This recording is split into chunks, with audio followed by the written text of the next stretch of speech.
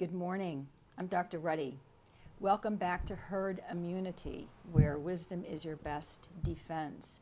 Today I want to talk to you about PCR,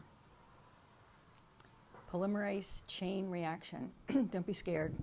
You've mastered antibody-dependent enhancement, ADE. You know all about the spike protein if you've watched my previous videos. So now we're going to take on PCR, and when we're done shortly, you will have your arms tightly wrapped around PCR, and you will be prepared to drop it, I think. What is it? It's a very technical, biological, technical way of identifying specific genetic material.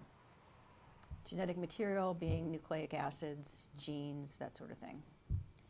When, as is happening recently, someone performs a PCR test, they put the swab up your nose or on the inside of your mouth. Think of that swab as a kind of Swiffer, right?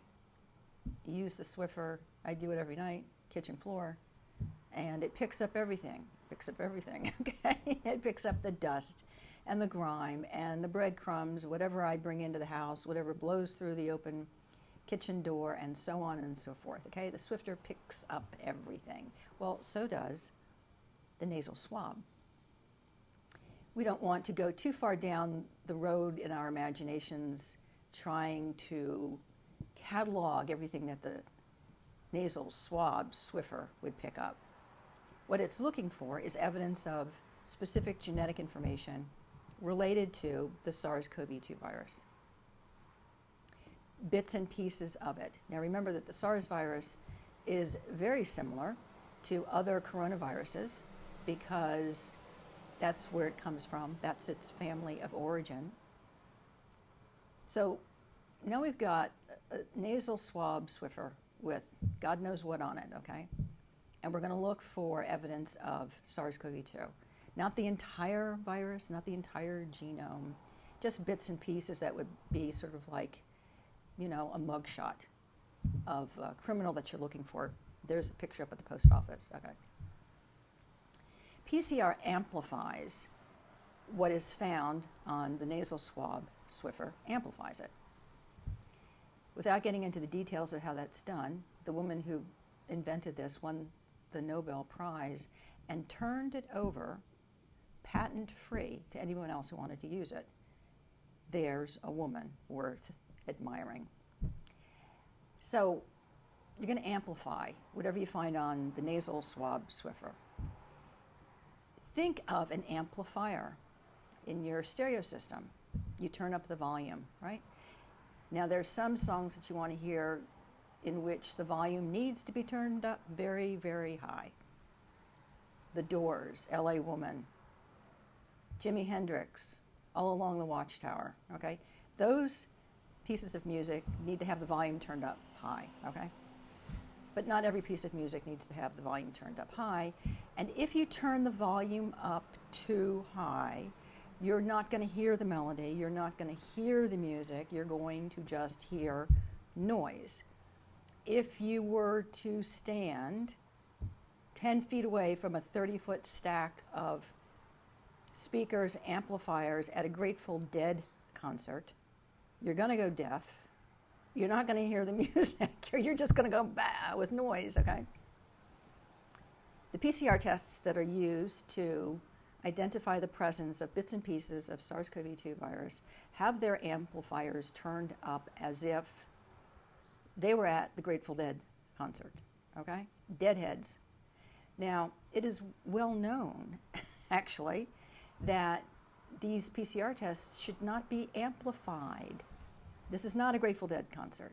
The amplifier should not be turned up that high. And in fact, I'm of the opinion that anyone who is putting forth PCR testing as evidence for the presence of bits and pieces of the SARS CoV-2 virus that amplifies it, as if we were at the Grateful Dead concert, could be charged with fraud. And if that person happens to be a public official, they could also be charged with malfeasance. How do you make the diagnosis of COVID? SARS CoV-2 infection does not mean COVID. COVID is a disease. SARS CoV-2 is a virus. Not every virus causes a disease in someone. We're really concerned about the disease, particularly given the fact that the PCR tests are not reliable. What we as physicians and public health care leaders and policymakers are interested in is how many people are sick and how sick are they and what can we do to prevent the disease and help them. So a person is given a diagnosis of a disease like COVID based on their symptoms, based on their signs, and based on laboratory tests. Their symptoms. The patient says, I have a headache and I can't smell and I have a sore throat and I can't breathe. Well, that making a good case there, you got some symptoms that sure sound like COVID. What are the signs? This is where the physician examines the patient and finds that the fever, their body temperature is elevated, that's a sign. The doctor listens to the patient's lungs. The patient doesn't sound like she or he has any fluid in their lungs, but the doctor notices that the respiratory rate is above normal, and so on and so forth. So you have symptoms, that's the patient's experience. You have signs, that's the documentary evidence that the patient is having symptoms or signs of the illness. And then you may or may not need to perform a test to confirm what you are thinking is the diagnosis here.